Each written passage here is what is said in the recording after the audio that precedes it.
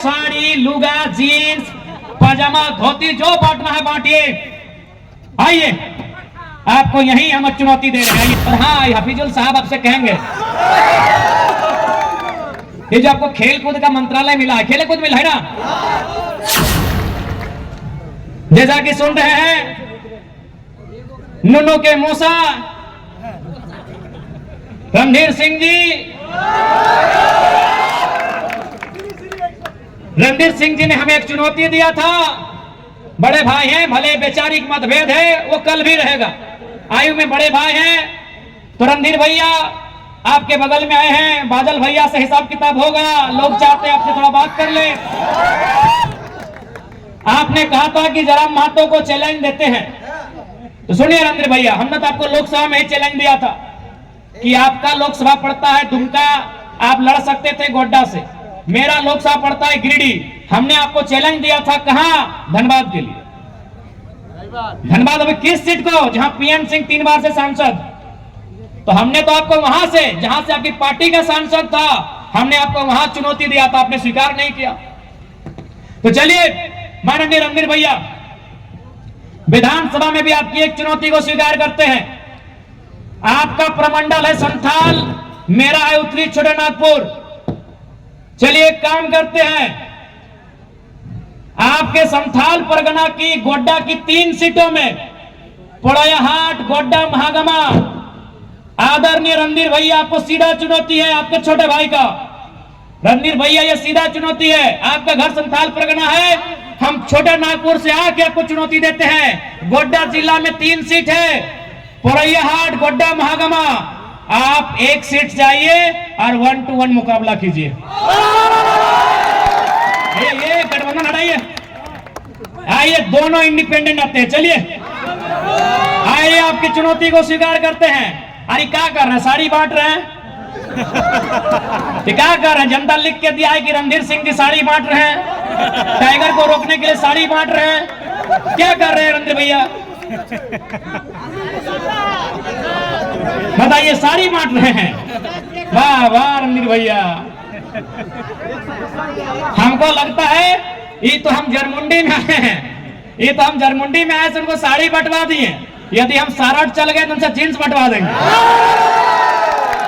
हमको लग रहा है कि रणधीर भैया, अगर हम सारठ चले गए तो आपको साथ जींस बांटना पड़े। तो चलिए, कम से कम हमारा भाई लोग का दुर्गा पूजा में भला हो जाएगा। बताइए, साड़ी कितना के साड़ी बांट लो? 300 रुपया पीस है, 100 टका, 30 रुपया। यार की बोला, 30 रुपया में साड़ी मिलो है? 30 रुपया में? आग बा, इतना कंजूस, इतना कोया, 30 रुपया में साड़ी ले तो ताज्जुब है। और चूंकि संथाल परगना में दूधू का मंत्री भी है, और चूंकि दीपिका दी महिला है, महिला पे कमेंट नहीं करते, इनका सम्मान करके बस इनसे यही कहेंगे, आपका जो विभाग है उसका काम कीजिए, नहीं तो 24 में जनता आपसे हिसाब मांगेगी। और हाँ, हफीजुल साहब आपसे कहेंगे, ये जो आपको खेल कूद का मंत्रालय मिला है, खेल कूद मिला है ना, खेल कूद का जो मंत्रालय मिला है, तो आप सबसे पहले बताइए, संथाल परगना यानी खुला मैदान, संथाल परगना यानी पहाड़ों का क्षेत्र, आपने कितना जिला स्तरीय स्टेडियम का निर्माण कराया है, इसका हिसाब चाहेंगे। आदरणीय मंत्री महोदय हफीजुल हसन जी से हम ये हिसाब चाहते हैं कि आपने कितना जिला स्तरीय, प्रखंड स्तरीय खेल कूद स्थल का निर्माण करवाया है, आपने कितने खिलाड़ियों को प्रोत्साहन करने के लिए राज्य स्तरीय खेल तक लेकर गए हैं, देश स्तरीय खेल तक लेके गए हैं। यदि नहीं तो जब भी अगर गुटखा खाने से फुर्सत मिले तो सोचेगा, नहीं तो लोग इस बार मुंह में इतना गुटखा ठोस देंगे कि वोट मांगने के टाइम पता नहीं चलेगा कि गुटना थूकना है कि पार कर लेना। बताइए, सार्वजनिक मंच में लोग गुटखा खाते हैं। अरे भाई, आपका पर्सनल लाइफ है, गुटखा तंबाकू कोई कोई ले लेता है, आप एक जिम्मेदार मंत्री हैं और सार्वजनिक मंच में देख रहे हैं मुंह में गुटखा है और बोलते बोलते थूका जाता है। बताइए, ये जो लोग जिम्मेदार के पदों में बैठे हैं, उनको कम से कम अपना ये कृत्य तो छुपा के रखना चाहिए। नहीं बताइए, हम सुने कहा माइक पटक दिए। और खैर ये माइक पटकना आप पे सूट नहीं करता है, क्योंकि आप मंत्री हैं। आपको अगर पटकना ही था तो 2-4 पदाधिकारी को पटकिए, जानेंगे। इसीलिए कभी गुटखा खाने से फुर्सत मिले तो इस राज्य के युवा खेल कूद में बहुत अव्वल है। संथाल परगना के युवा शारीरिक रूप से, मानसिक रूप से बहुत ताकतवर है। उन्हें एक खुला खेल का मैदान दीजिए, वो आसमान तक अपनी उड़ान लेकर जाएंगे, ये गारंटी है। और स्पीकर साहब, इस बार हमें लगता है कि नाला की जनता ने आपको जोरिया पार करने का ठान लिया है।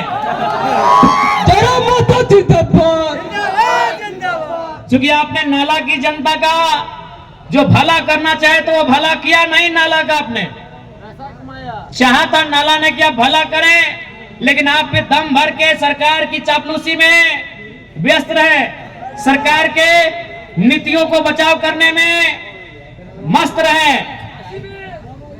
तो इसलिए स्पीकर महोदय, आपसे आग्रह होगा, आपने बहुत स्पीक किया है, अब आराम कीजिए। नाती पोता है तो उनको गोद में खिलाइए। अब नाला में आपका बोलबाला बिल्कुल भी नहीं चलेगा। सबको देखा, सबको परखा, अब की बार देंगे टाइगर को मौका।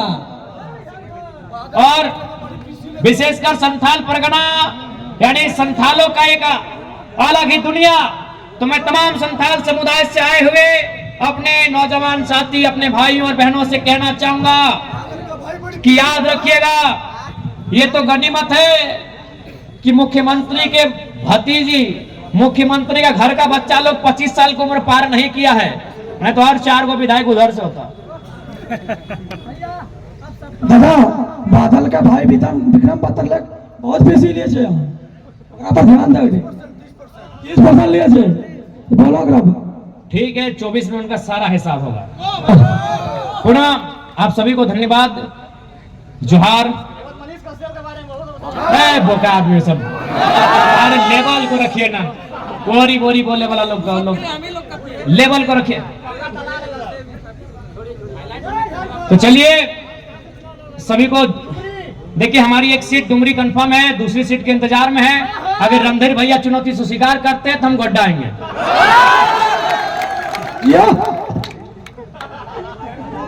जरमुंडी तो चलिए, उनका बगल का सीट है।